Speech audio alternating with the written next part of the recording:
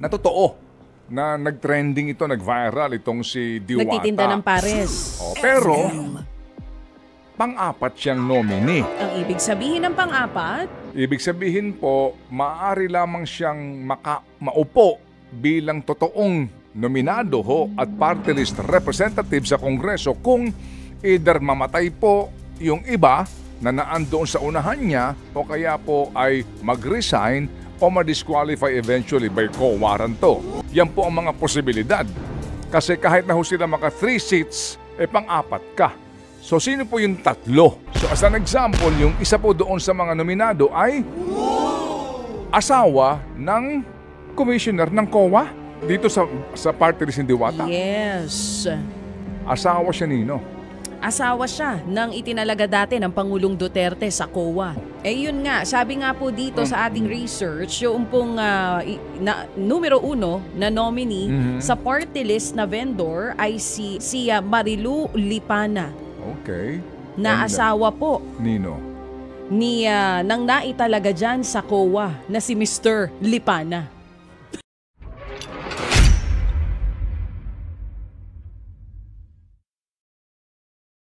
Okay, ngayon, party list, magandang maging case study ito.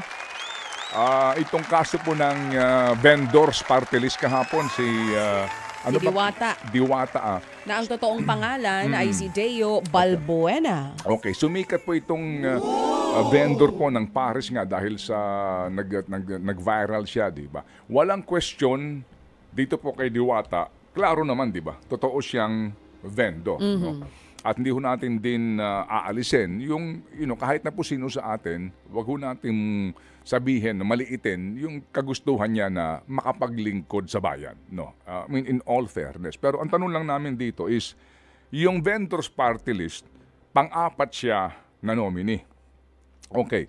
Siguro mahaba-habang paliwanagan yan dito ho sa usapin po ng party list system, 'di ba? Yung party list election, paano ba bilangan ng boto niyan, etc. So para ka makakuha ng at least 3 seats, 3 upuan sa party list, Aaron, sa pinakahuling halalan, more or less kailangan mo na makakuha ng kabuuan ng mga 1.8 million votes. That's the estimate. Yan ang, depende yan. Kasi yung party list, yung 2% niyan will depend on the total numbers of votes cast in the party list. Yung palang medyo komplikado na, di ba? Di ba? Okay. How do you count the party list votes? Opo, binibilang po yan sa pamamagitan po ng pag-compute muna sa lahat ng bumoto sa party list system election.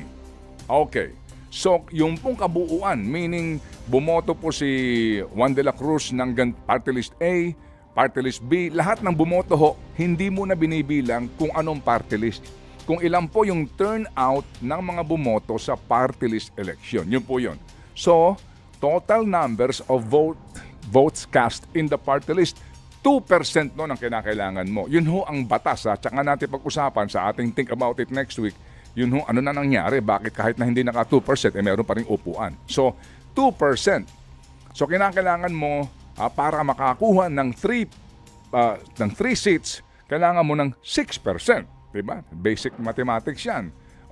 Sa mga pinakahuli pong mga party list election, 1.8 million ang pinakamalaki nakakuha. Meron nga daw mga 1.9, kaya 3 seats na nakuha po nila. So dito po sa vendors party list na ito, assuming lang na makakuha sila ng 1.8 million votes at makakuha po ng 3 seat, hindi uupo itong Paris vendor. Kasi pang-apat siyang nominee. Maliban na lamang kung may mamatay sa 3, o kaya po naman meron doon eventually po mag-resign o mako-warranto. Hindi ba? That's the practicality of it and the reality of it. So, si Diwata pang-apat. Yun ang pong tanong namin dito, no? Kung ito hubang mga bagay na ito ay naiunawaan po nating lahat. Okay. Tanong, sino yung number 1 nominee? Yan. Sino yung number 2 nominee? At sino po yung number 3 nominee? Kasi kung yung number 4, no doubt, na kumakatawan sa vendors, sino yung 3 na uupo?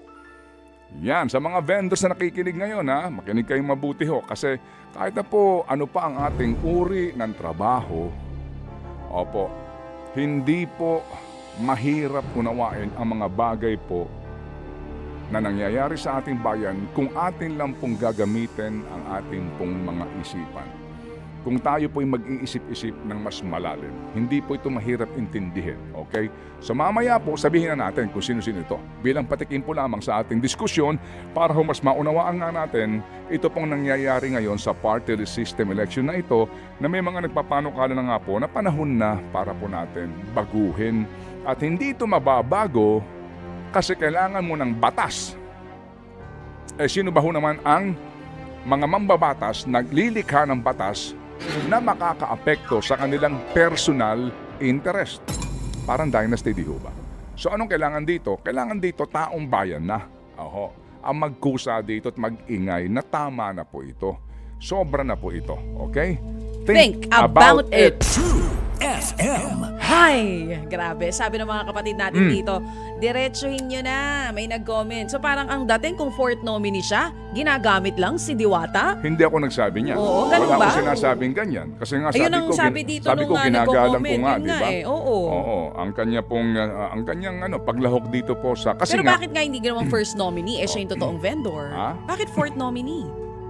Kasi kung ikaw na vendor, gusto mo may representante ka sa lower house.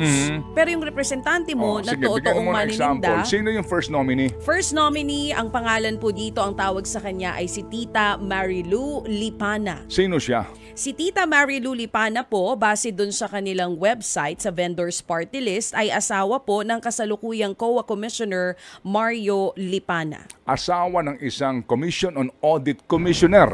COA Commissioner. Na in-appoint ni dating Pangulong Duterte sa COA. Yes. Okay, so asawa siya. Asawa siya. Okay. Anong kanyang tinitinda? At saan siya natitindang Hindi ko sure. bangketa? Hindi ko sure. Yan ang maganda maitanong.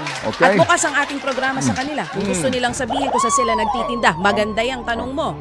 Yun nga yung sinasabi ko kanina, kung manininda ka, maganda sa'yo yung vendors party Hindi, list. pero sabi nga ng Supreme Court, hindi naman kinakailangan maging vendor. Yun na nga ang sinasabi rin kahapon ni Attorney Romy Macalintal. Diba? Pero natatanong lang Basta ang tayo. advocacy mo ay tulungan ng mga manininda, pwede kang tumakbo na party list. Hindi, tsaka pwede rin ko sakasakali, bumibili ako sa vendor eh. Hindi Ano, dapat. Aaron? Teka Ha? lang. Tama, hindi. di ba, Aaron? Mali. Bumibili ako sa Baby, vendor. hindi ganyan. Araw-araw Kung akong- bumibili ka sa vendor, hindi vendors party list. Ano dapat? Bumibili sa vendor party list. Ilagay mo, Consumer. consumer party list ka, hindi ka vendor. Pero malay natin, may tinitinda talaga siya. Hindi ba? At nag-iikot na pala sila ngayon sa mga markets. Pero, ang laging kasama ay yung second nominee at yung fourth nominee dun sa mga ikot nila. Okay. Yung isang nominee ng pangalan? Florencio Pesigan. Okay. Si Lawrence Pesigan. Ito ho muna ha. I-google po ninyo. Ayan. Oh. Kayo ho ang mag-research. I-google po ninyo kung sino itong taong ito. Okay? I-google po ninyo. Google. Alright? Google po yung pangalan. Siguro mas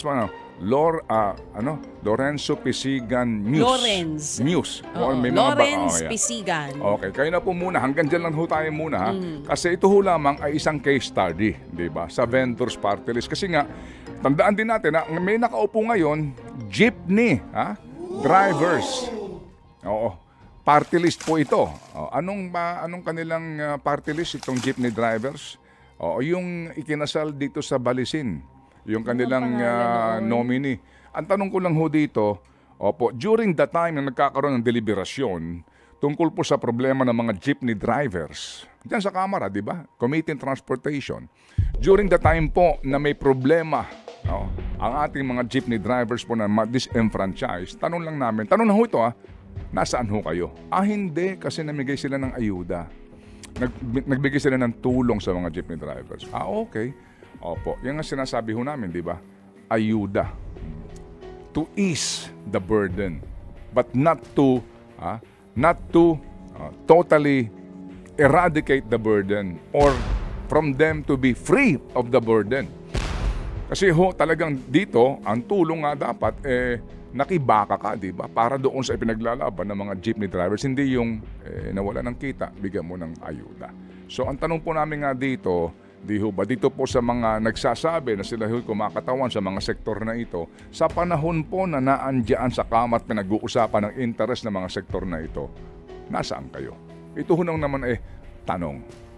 True Okay. FM. Ang daming kailangan pag-isipan ngayong Mahaba-haba umaga. itong usapan natin na ito mga kapatid. But definitely ho, sa ngayon, tayo po na lamang muna ay manood, makinig at kami po ay handang-handa po para maghatid ng balita. Manood, makinig dito po sa mga nangyayari. Diyan po naman sa COMELEC main office pero po gumawa sila ho ng area para ho to accommodate more people sa national level po naman ito. Diyan po sa Manila Hotel.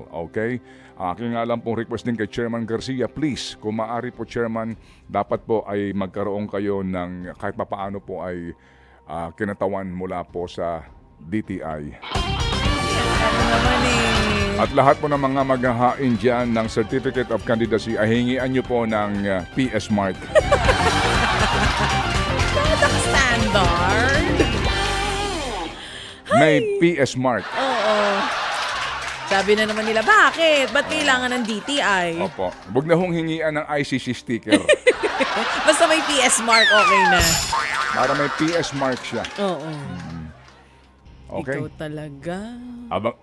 Kailan magpa-file yan? Sino? O yan, dapat hingian natin ng PS Mark yan. Sir, ano po? Kayo ba'y konektado? Saan ho kayo konektado? Sa ano to? Dito sa ano? Yung Alin, sikat sige. na nagbebenta ng mga monoblock? Uratex. Yun. Hindi, Orocan. Uratex foam yun. Hindi, Ay, meron mga... din nga pala sila monoblock share. So, yeah. Opo. Kayo, saan ho kayo konektado? Uratex ho kayo o sa Orocan? Sa vendor party list? Ay, naku po, nabalik na naman tayo. Napaalala ko na naman sa iyo. Sorry Bukas na. po, babalikan natin tong isyong ito kasi nga po ngayon, mayroon din pong grupo na gumagawa po ng fact-checking, and ano bang tawag doon? Pag-aaral po sa lahat ng mga nominees ng party list. Kaya nga Yes. maganda pong example kanina sa bungat po ng ating programa, ito hong vendors party list. Sabi ko nga, alam nyo, napakainam nun, di ba? Kasi meron silang isa na nominado na totoo, na nag-trending ito, nag-viral itong si Diwata. Nagtitinda ng pares. Pero, pang-apat siyang nominee. Ang ibig sabihin ng pang-apat,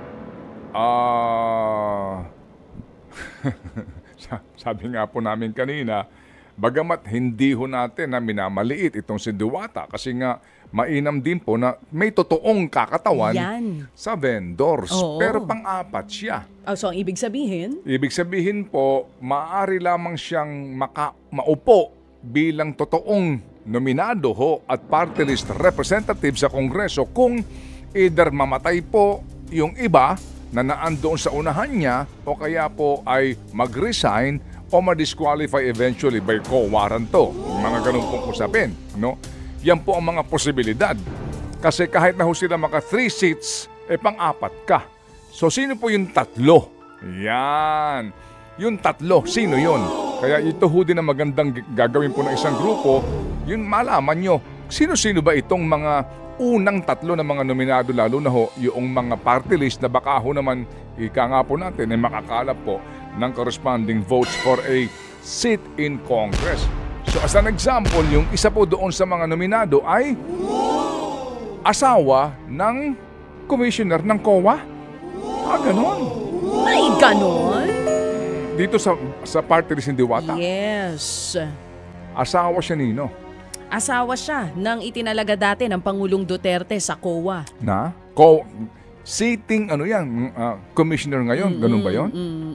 Yun ang sinasabi. Nino, ano ba ang record? Ano ba sinasabi dyan sa research mo? Yun nga, sabi nga po dito sa ating research, yung pong numero 1 na nominee sa party list na vendor ay si, Bulakenya pala ito, Aha, si Marilu Lipana, okay. na And, asawa po Nino. ni nang naitalaga dyan sa COA na si Mr. Lipana. Talaga. Ikaw na magbanggit ng pangalan. Hindi na, andyan kasi sa iyo Sa iyo ko pinaubaya yan kanina pa babalikan at babalikan mo na naman ngayon. Ikaw talagang batang ito. Patatawag ka sa principal niyan Ay nako, teka. Kanina pa yan, di ba? Oo. Ano yung pangalan ng commissioner? Nabanggit mo na yan kanina umaga. Yes. Si Commissioner Mario Lipana. Ayun. Yan po, itinalaga nung kailan Pangulong kailan siya na-appoint as commissioner? 20... Siya nga po ay itinalaga ng Pangulong Duterte noong 2016. 2016. Sure ka dyan? Ito, tignan natin ulit. Okay.